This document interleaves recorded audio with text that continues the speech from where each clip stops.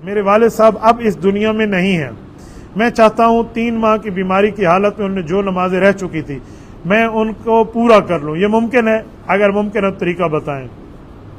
پہلے تو اس بچے کو میں سلام پیش کرتا ہوں جس کو اپنے والد کی نمازوں کی فکر ہے. یقین مانے موت کے بعد لوگ بھول جاتے ہیں. کل میں ایک جگہ بیٹھا تھا, ایک شخص نے مجھے کہا کہ میرے ابا فوت ہو گئے ہیں, بس میں ایک دفعہ ان کے لیے قل واللہ جمعے کو پڑھ لیتا ہوں. مجھے بڑا دل دکھا, مجھے رونا آیا, آنکھوں میں آنسو آ گئے.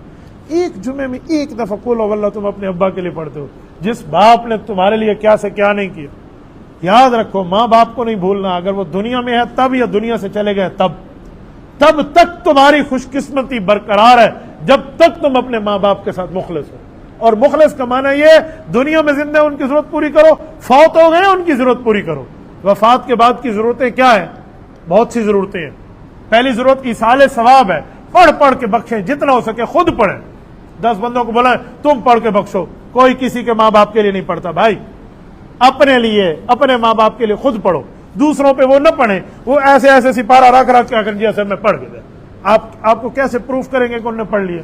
خود پڑھو, خود. ٹھیک ہے. دوسرا, ماں باپ کے دوستوں کے ساتھ حسن سلوک کرو. جو ماں باپ کے دوست تھے نا, ماں کی سہیلیاں یا ابا جی کے دوست تھے, ان کے ساتھ عزت کے ساتھ رہو ماں باپ کی وفات کے بعد. پتہ ہے کیوں؟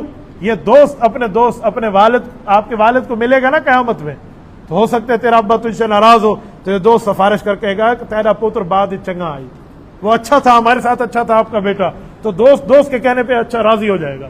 ورنہ ماں باپ ناراض گئے دنیا سے, کفر کے بعد سب سے بڑی بدبختی یہی ہے کہ ماں باپ کسی سے ناراض چلے جائیں.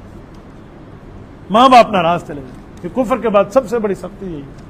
تو اس لیے ماں باپ کے معاملات میں بالکل, آپ آج ماں باپ کو پڑھیں گے, کل آپ کی اولاد آپ کے لیے پڑھے گی. میرے والد صاحب دیوبند سے پڑھے, مفتی کفایت اللہ دہلوی صاحب سے پڑھے, زندگی حضرت طاء اللہ شاہ بخاری رحمۃ اللہ کے ساتھ گزاری, مولانا مفتی محمود کے ہم رکاب رہے.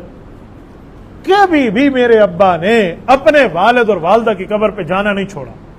مجھے لے جاتے, بعض اوقات اماں جی ساتھ ہوتی, بعض اوقات میں ساتھ ہوتا, بعض اوقات باقی بھائی بہن ساتھ ہوتے, ان کو لے جاتے. ایک بچے کو بھولے جاتے, یہ تیرے دادی کی قبر ہے, اس پہ پڑھ 3 دفعہ قل واللہ پڑھ لے, یا اس پر تیری دادی کو. مجھے کئی مرتبہ والد صاحب نے سورۃ یاسین پڑھوائی ہے, کئی مرتبہ.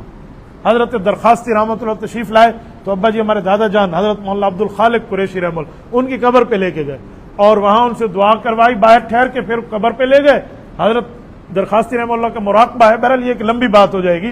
میری بات کا مطلب وہ ایصال ثواب ابا جی ہمیں سکھاتے تھے, اور جب میں